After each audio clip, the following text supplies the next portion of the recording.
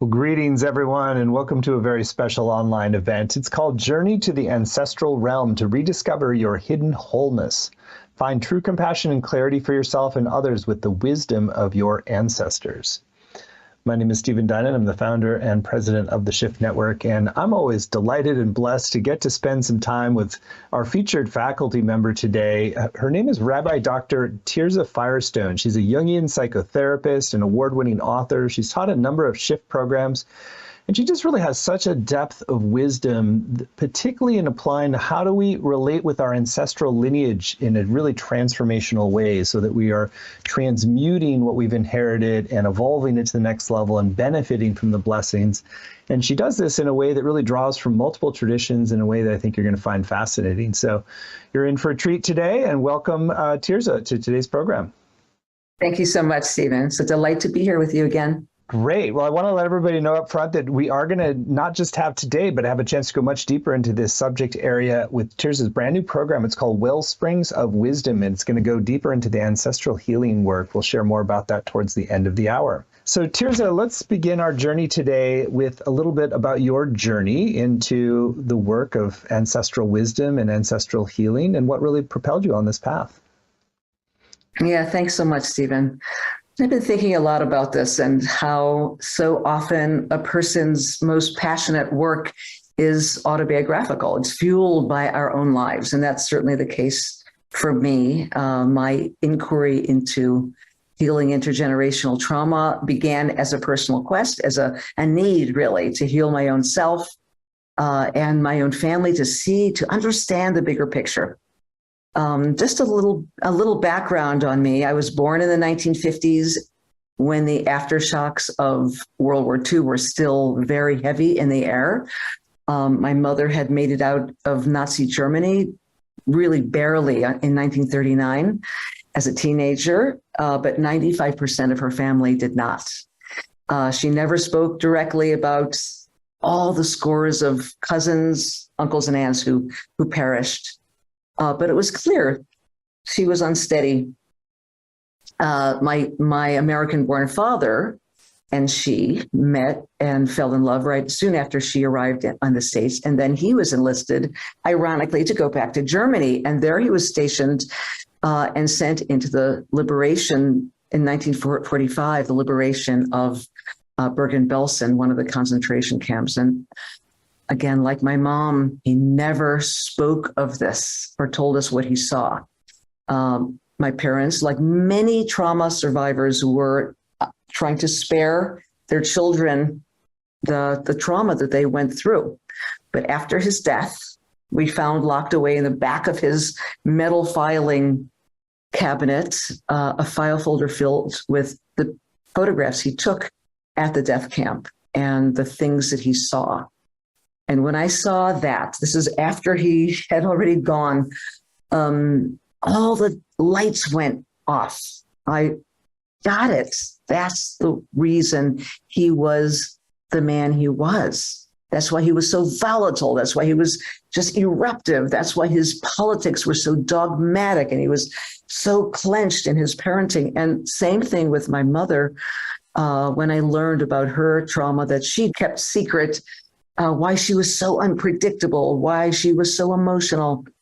And later as a psychologist studying trauma psychology, studying the residues of trauma in our nervous systems, again, all the dots connected. And I realized, oh my God, they were trauma survivors. That's what they were doing. They were struggling to cope. They didn't know it. They didn't have the tools. And I just had, my heart broke open. I had so much compassion for them.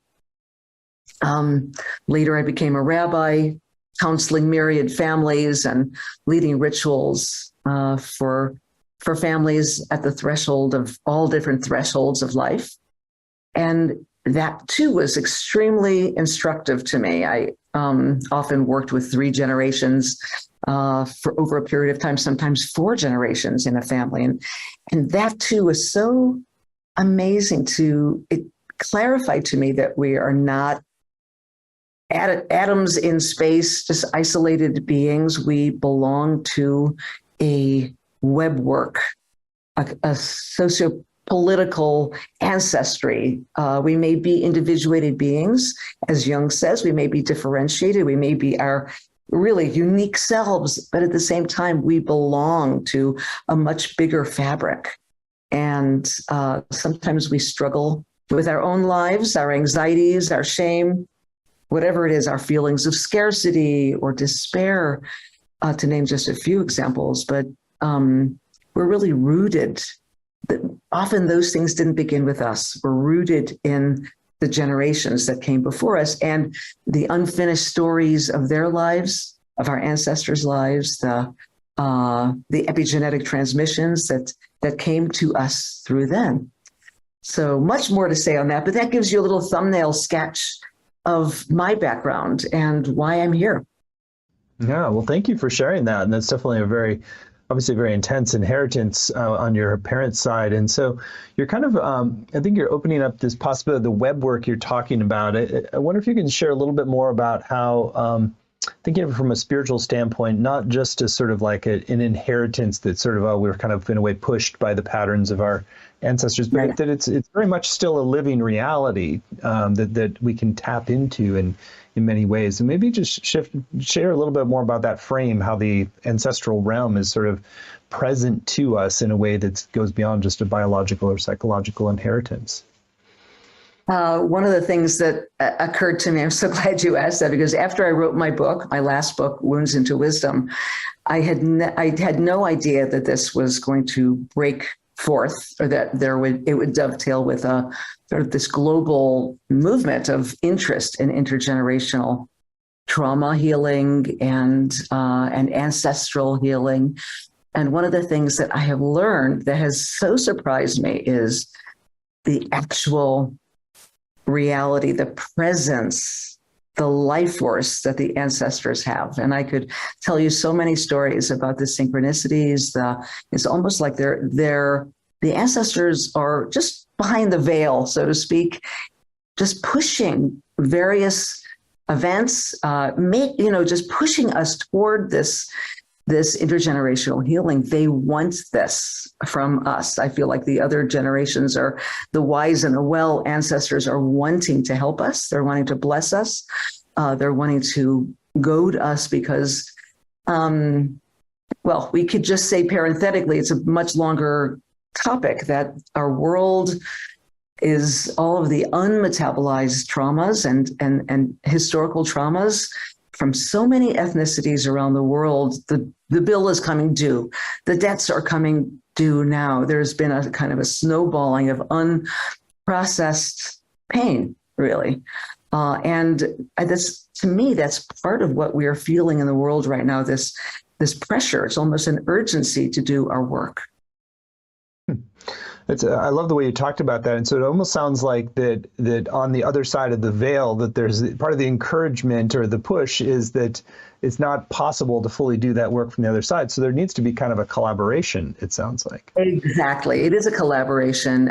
They need us. We need them. Many of the greats, of the great healers, I'm thinking of Malidoma Somé, for instance, from West Africa, taught that they're pushing us. I can tell just a very brief story. There's so many synchronicities that happen in this work, and many of my students, if you're listening, because things literally fall out of the bookshelf on you. Or in my own case, a crazy story of thousands of miles away, a box of letters that appeared at an auction house in Jerusalem between my parents, love letters during the war. I told you how they met. They were separated. They had young babies. And I always thought of them as such, neurotic and humane, etc., because they were, they weren't the best parents. But when all of a sudden this box arrives filled with literally hundreds of letters that are 80 years old. And reading these letters is like, what a synchronicity. How did this come to me? But clearly there was a wish. I felt like there was a spiritual wish for me to understand at a deeper level who they were and a drive to see the bigger context. And I think that's part of the ancestral healing movement, is to open the aperture and see the bigger context, social, political, economic, the traumatic, psychological context of our ancestors, so that we can help to clear the channels, and so that they can really help us live into this era that we're living in. So often this perspective, Malidoma Somé, you're citing, is sort of associated more with more traditional or indigenous cultures, like working more actively with ancestors. But I'd love for you to sort of share a little bit about how Jewish mysticism too also has its own kind of lineage of that work and relevance to it. Yes. So I am a rabbi, I'm a psychologist, but I frankly love mystical traditions from all over the world. And I particularly like to see where they line up. I think you used that term, where they converge. They're points of convergence, and they're points of overlap. Each one has its own flavor, its own, its own wholeness, and its own orientation and language. But all of them point to the same thing in certain areas. So something I've been thinking a lot about, and it's in the title of this teaching, that galvanized me when I came across this piece of poetry. It's a phrase by the great American mystic, and actually is a Trappist monk who was also a scholar, paradoxically, of Zen Buddhism, Thomas Merton. You may have heard of him. And this verse comes from his poem Hagia Sophia, in which he says, "There is in all things a hidden wholeness, an inexhaustible sweetness and purity, a silence that rises up and flows out from the unseen roots of all created being." Now, that phrase gave me pause, that hidden wholeness. I love that. So in the midst of all the fragmentation, all the brokenness and polarization that we're living in right now, the fact that there is in all things a hidden wholeness. And I do believe that Merton was saying that our repair work, our healing work, our tikkun olam work is really a return to a primordial wholeness, a primordial knowing that we each have. And he's describing a phenomenon in every tradition that there is something, there's this divine wholeness that's inexhaustible. That's a word, sometimes it's so exhausting. Living in the world as it is right now and following the news and keeping my practice up, that tension that we're living under, but knowing that there is a place of inexhaustible wholeness and divinity, a source of energy that's tireless. So yeah, I'd love to show just a few of the ways that this is languaged. Carl Jung called this potency, the self, the capital S self, a power that's in each and every one of us that we have to bring into manifestation, and we feel an urgency. I love what he says. He says, there is an almost irresistible compulsion and urge to become what we are, to become what one is. It's, in other words, there's that latent wholeness, that hidden wholeness that we have to bring, we have to potentize it and manifest it. And then there's the Jewish mystics, and they point to the same potency, and they call it nitzutz hapnimit, the most interior spark. It's almost onomatopoeic. The nitzutz, the spark that's the most interior within us. I think it's almost like they're saying it's a kind of fractal. This is a fractal of divinity that lives at the innermost core of each one of us. And then, of course, the Eastern religions, the hidden wholeness is central there too. Some of you may know that in Hindu spirituality, we each have what is known as the Atman, the God self within.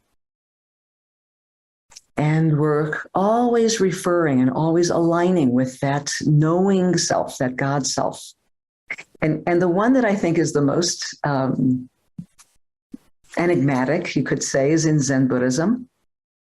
It's a koan, it's a spiritual riddle that asks the initiate to show me your original face before you were born.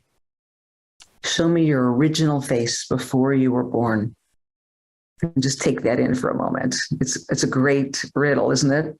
Show me your original face before you were born. It's not about our appearances. It's not about our gene structure. It's about something much deeper, about that being that we are, that soul self, that intentional being that came into this life.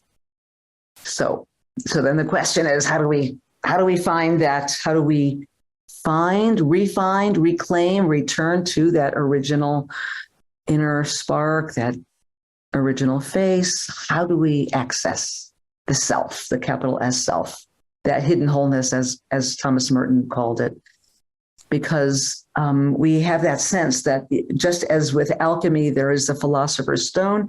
If we can touch that magical inner spark, this wellspring, you could call it, of divine energy inside, it is phenomenal. It holds phenomenally generative energy and healing. It's like a source of healing. It's like a magical power, a healing power, and gives us life force and generativity. So both East and West disciplines give us some clues about how we do that, obviously. All of our spiritual tools work to help us reclaim this big self. And both East and West would instruct us to periodically step away from the details of life, the traffic of life, the small mind, which is also very, very necessary, to do our vision quest, to do our practices so that we can expand, open that aperture, so we can expand our vision and see from a distance. And this is really curious. I discovered that in both Kabbalah, Jewish mysticism, and in Buddhist teachings, it's called the same thing. It's called big mind. Big mind. How do we get to big mind? In Kabbalah, it's called Mochin de Gadlut.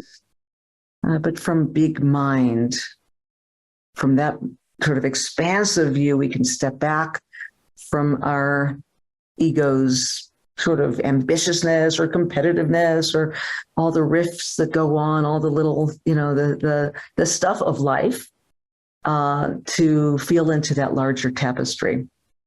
And with that kind of what I like to call far memory, we can realign with the agreements. Some people call them the sacred contracts that we have made coming into this life. So both East and West talk about this big mind, getting the grand view. Now, why is this important for us is because in the ancestral healing world is because for those of us who are involved in this deep work of the ancestral work, big mind is a place from which we embark, right? This is where all shamanic work begins. This is where the work of ancestral healing occurs. And so we get very good at elastic and going into these places, expanding our spiritual view of things. It's also really important to come back in and deeply ground into our bodies and be grounded, present beings and care for the details of this world, our families, our kids, our parents, all of that, our jobs. But the idea here is that while the traumas and the ruptures that occur in our lives may cloud or obscure our connection to this whole self, this hidden wholeness, the wholeness itself is never diminished. And all of the traditions seem to say the same thing, that wholeness might get clouded. Our view might get clouded and we have to bust through and realign with it. But that wholeness doesn't ever get diminished. It remains intact. And for the purposes of ancestral healing, it is, once again, the generative source. It's like the wellspring that we want to tap. A beautiful exposition there. And so is it accurate to say then when you tap into that big mind place, into that larger divine wholeness, then the work of ancestral healing is easier, faster, or somehow just flows more naturally? Yes. Okay, good. Thank you. Perfect question. So when we get to that, remembering that recognition, that I mean, it's usually I also call it a compassionate awareness. It's usually our heart opens, and we remember our big capacity, the capacity that lies at our core for healing. These are the qualities that engender healing. Not when we come to the healing, a lot of times we dash into this ancestral healing work, and there's a sense of, oh my God, I can't pass this on to my children. Good grief, what am I going to do? Tirzah, tell me, like there's this alarm, or there's desperation or urgency, and that place is tight. It's clutched. It's the place of not faith or trust, but so that we have to slow down and come back into. First of all, our nervous systems need to be gentled and slowed, and get it on an even keel so that we can get regulated and enter these different dimensions, these expanded views of ourselves and our families from a place of compassionate inquiry and compassionate awareness, and almost a sense of humor.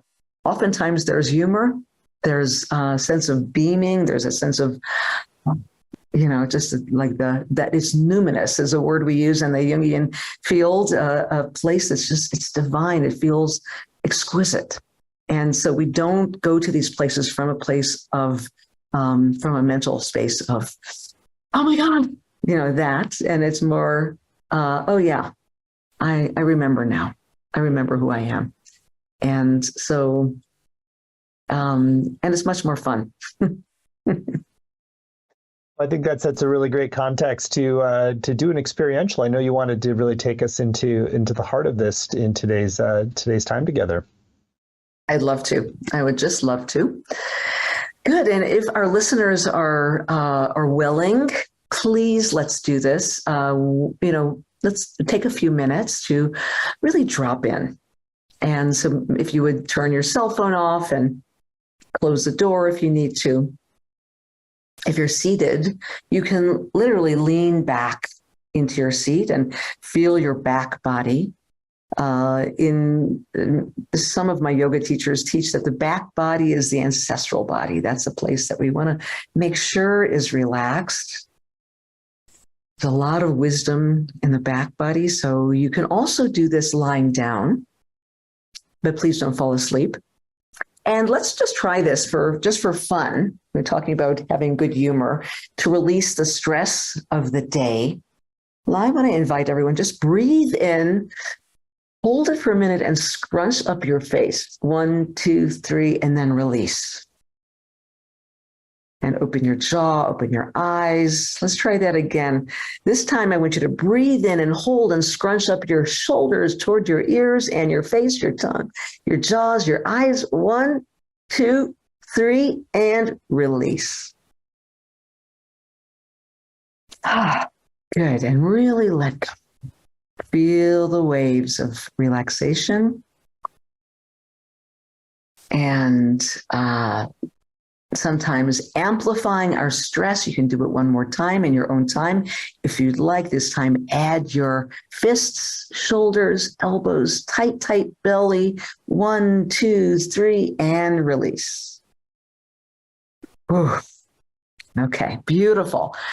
As your body relaxes, and your breathing, this naturally becomes rhythmic.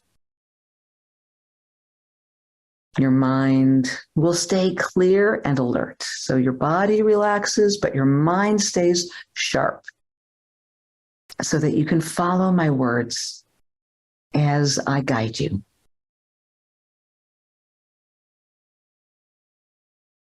Feeling yourself gentle with heavy hands, soft face.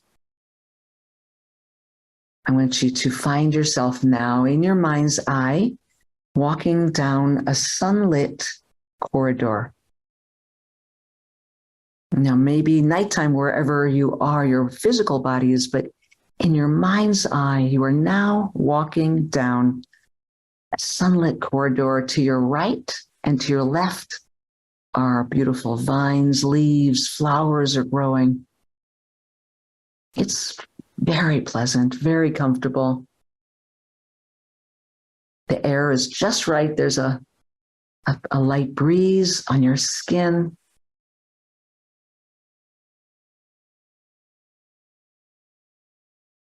And you notice that at the end of this natural corridor, there is a door. And you're walking steadily, but pleasantly to that door, taking your time, enjoying the walk. You know that on the other side of that door is a timeless realm, a numinous realm, where your wise and well ancestors, your spiritual allies, abide. This is the place where you once made your own spiritual agreements before coming here into this lifetime. You're arriving to this door now and collecting yourself, and feel yourself strong, grounded, really present. And when you're ready, knock 3 times to let them know on the other side of the door that you are here, that you're coming in.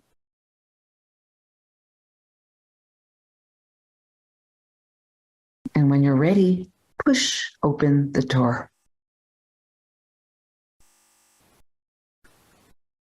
And walking over the threshold of the door, you find a small group of loving faces, allies, and wise ancestors who make up your soul team, a small cadre of souls who are like advisors, teachers, elders, loving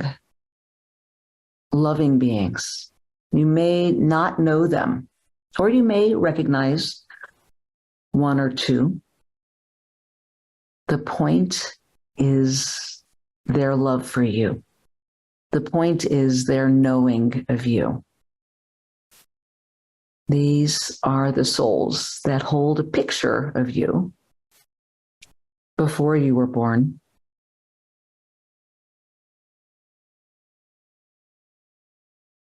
The timeless self that you are, this whole expansive self that you are in your wholeness, in your soul, that has huge capacity, enormous energy, enormous desire to come to this world, to revel in life, to do and to learn and to understand and to heal. You came with purpose. You came with a purpose. Each of our purposes slightly different, but you came with a purpose, a unique purpose, to heal in a unique way, to bring certain things to yourself, to your people, to the world. Okay, I'm going to stop talking now. And just for the next 30 seconds, I want you just to feel yourself in this timeless dimension in the company of these loving souls.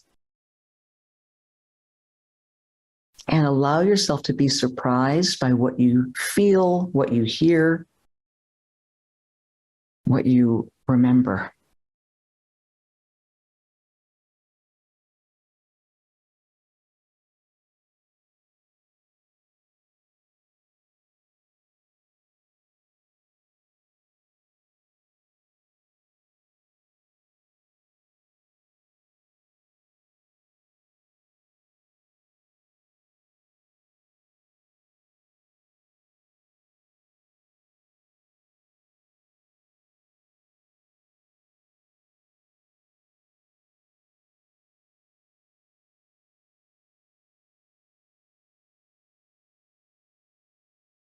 your soul team, these elder souls, these wise and well teacher souls are here to remind you of who you are. Let them show you a picture.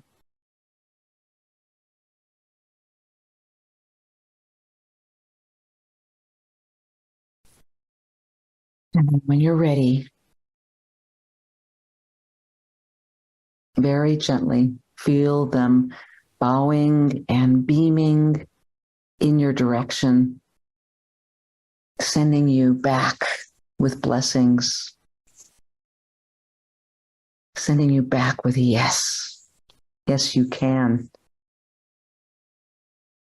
You have everything you need, and we're here for you. With a good breath, be yourself now taking 3 steps back through that doorway, closing the door in front of you, and walking back, turning to walk back down that sunlit corridor.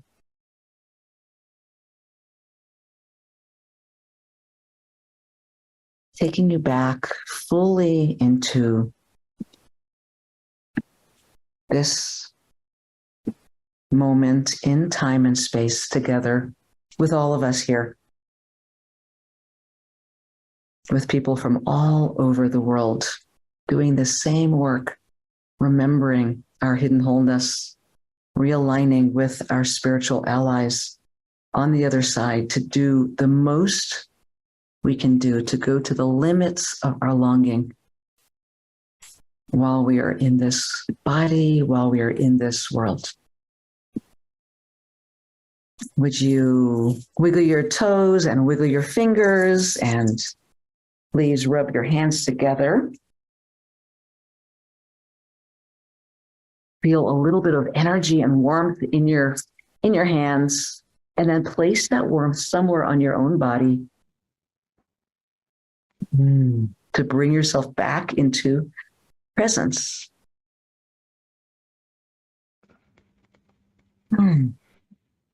Great.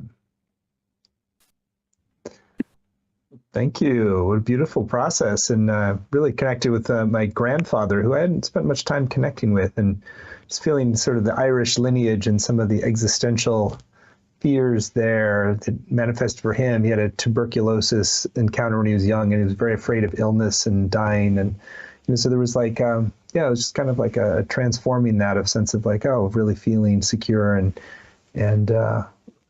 whole on the planet that he wants to help empower. Very beautiful. Beautiful, Stephen. Yeah. So how do you go on working with that? So I'm sure a lot of people had maybe surprising figures that they weren't necessarily in relationship show up. How do you recommend sort of developing and cultivating that relationship so it becomes more of the collaborative dynamic moving forward? Exactly. We're looking for a collaborative dynamic. That's exactly what we're after.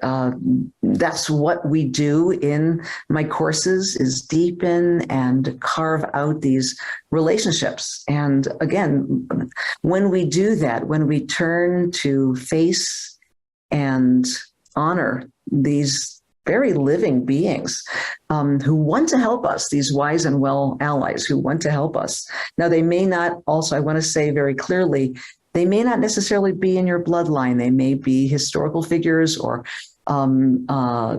figures that are important to you, teachers, rabbis, authors, of all mentors. Your third grade teacher, sometimes it is someone who you just felt an affinity for. Who you just remember them with such fondness. Often they are still there and they're wanting to help us. They're wanting to give us blessings and guide us. And we just literally have to open the valve. So this work is about opening the valve and deepening, cultivating these relationships. And I just invite everyone to do this work with me, with other teachers, because it is so beautifully generative, and it actually, you would think it well, maybe it's ungrounding or it takes me out of the world, but not at all. They want us to be here in this world, to do our work. They're helping us be here, not leave. So it's actually very grounding practice. You mentioned a few times earlier about wise and well ancestors. And so maybe share a little bit about this differentiating between ancestors that might be more helpful and might be less helpful, or that you have to kind of work with more. It's a really super important question. And it's a question that comes up, and it's an emphasis in this work. I think every ancestral healing teacher emphasizes, leans into that when we pass out of this life, our unfinished work goes with us. So, and that's a great advertisement to do our spiritual growth work and our trauma healing while we're alive. When we die abruptly, or God forbid, violently, or we're addicted to substances or addicted to relationships, we take that unfinished work with us.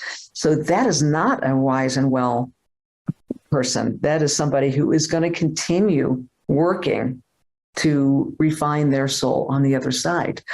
But we're talking about souls that are well enough, not perfect, not enlightened, but well enough so that they can have our back. They're not full. They don't come with their own agenda, right? They come free enough and clear enough and loving enough to have our back, to be on our team, and to be one of our cadre. So how do you know the difference? You know the difference through, it's just a felt sense. Just like when you see a friend who's not really in a very good place, and they talk for 2 hours over lunch and they never ask you anything about yourself. We all know people like that, right? And they're just like, whoa, they have so much need. They're needy. And that is not a well and wise. If that same feeling that's not a well and wise ancestor.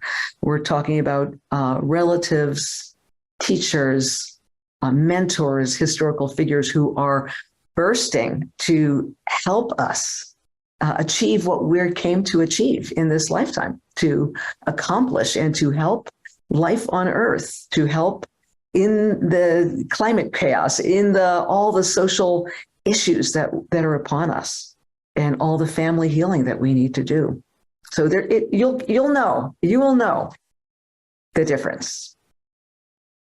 I'd love for you to share an example of how you can sort of take something that might be a challenge in your day-to-day life and begin to sort of find this larger context and to partner, maybe something from work with a client or a student, where you sort of see like, oh, this microcosm pattern actually has this deeper lineage behind it, and then like the whole process of how to change your relationship with that and heal it by working with an ancestor around it.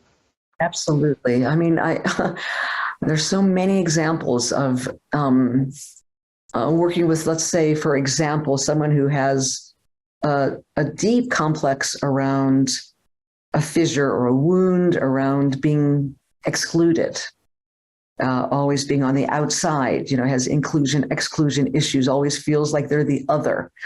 And doing the work, just scratching the surface and opening that aperture to make a genogram, to make a family map, and take a look at, where did your parents come from? Where did your grandparents come from? Looking and seeing, oh my goodness, the amount of socio-political tension, the discrimination that my grandparents went through, my great-grandparents went through, because they were displaced from their homes. They were kicked out of this country, or they were exiled, or they were cast off as third-class citizens.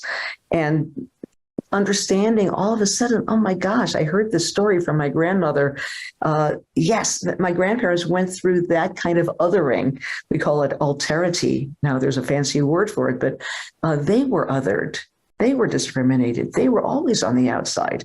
Starting to string together the beads of what I feel, what's inside me, and what is in the larger context of my generation. I worked with a girl who grew up with tremendous sexual fear fear of the other sex. It wasn't really, didn't even come so much from training. It wasn't like she was raised in a very strict church or synagogue, but she had this terrible inhibition.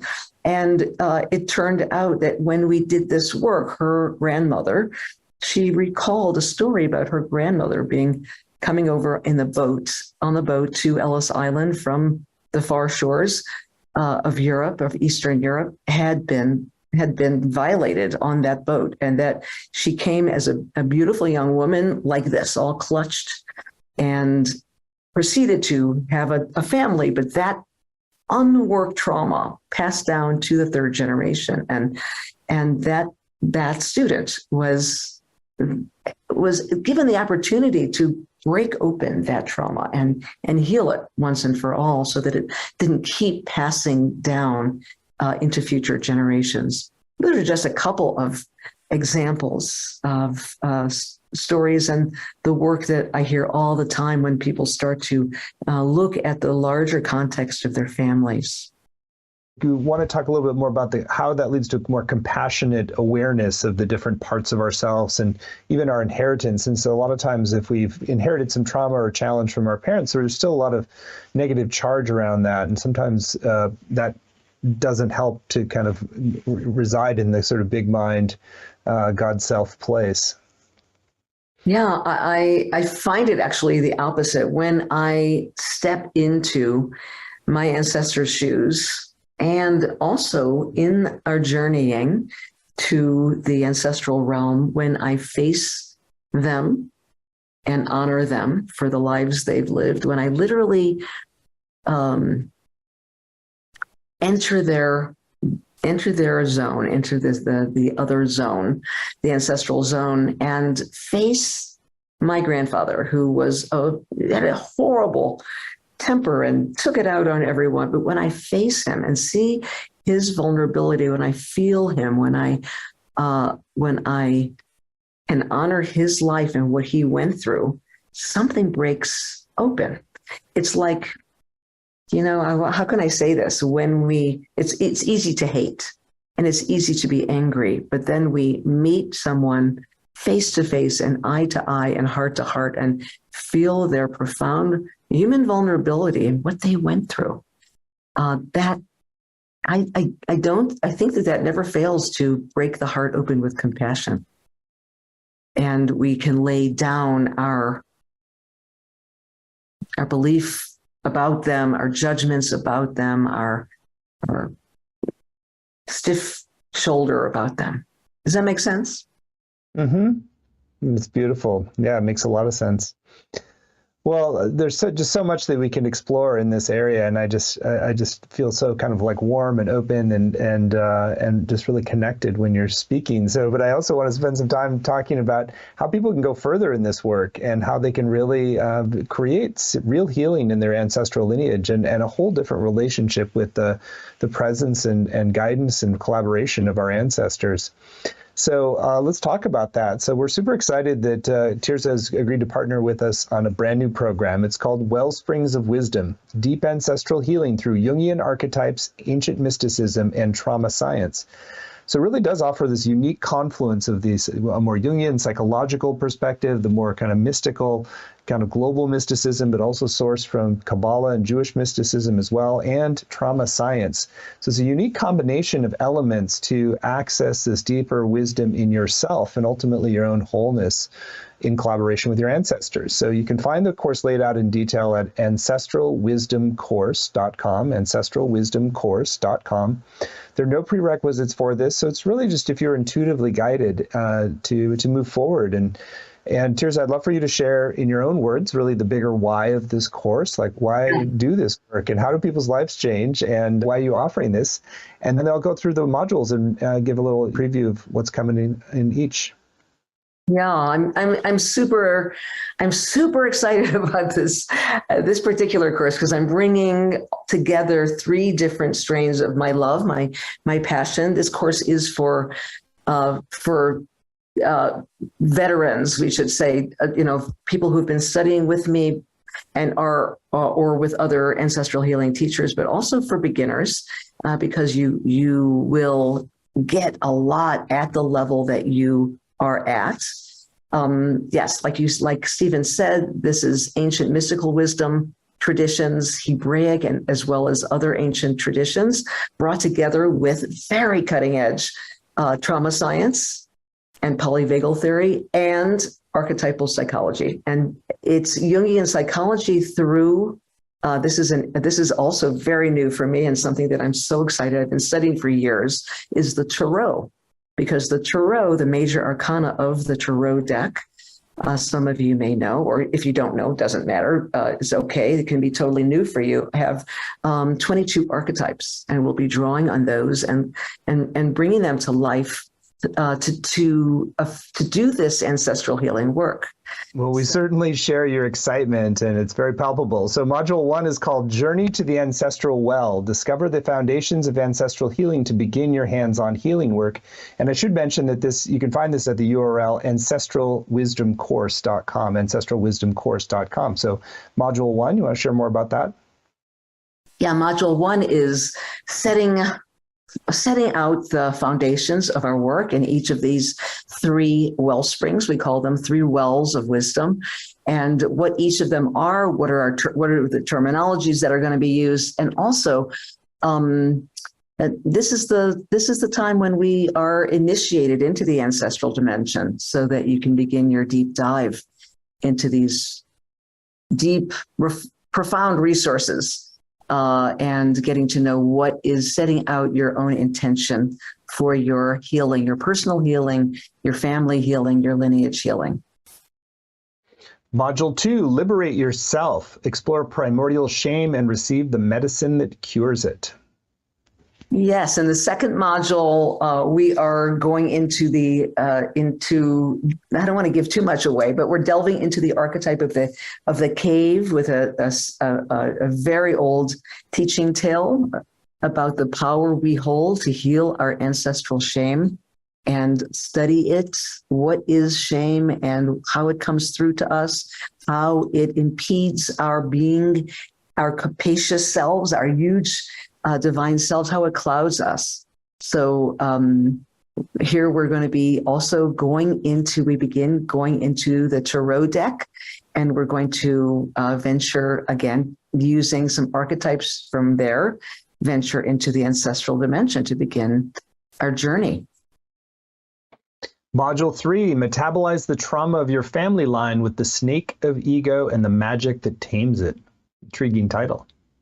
Yes, I mean, these titles are, they're exciting. And in this module, you'll investigate the power of fear and anxiety and how societal traumas activate our nervous system changes that can be and are transmitted intergenerationally.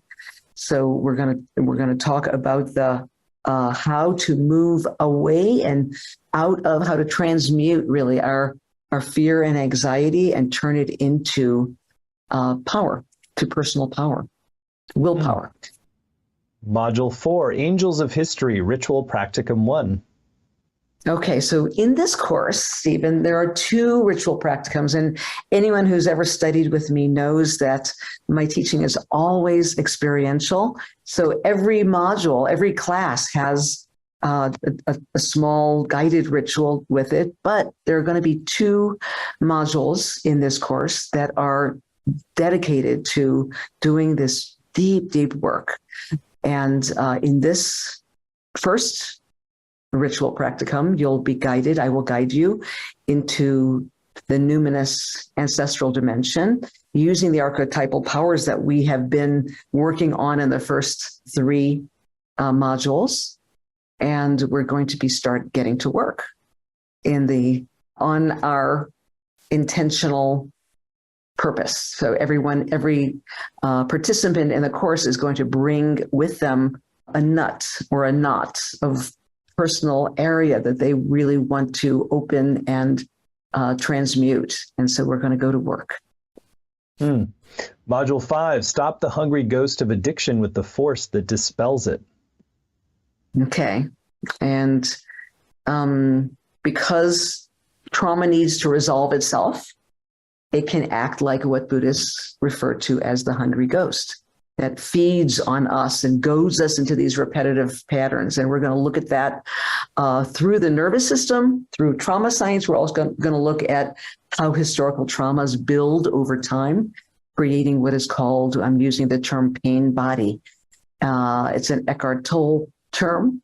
And in this module, we're going to all explore addiction and addictive patterns and the compulsions to repeat our injuries on ourselves and others.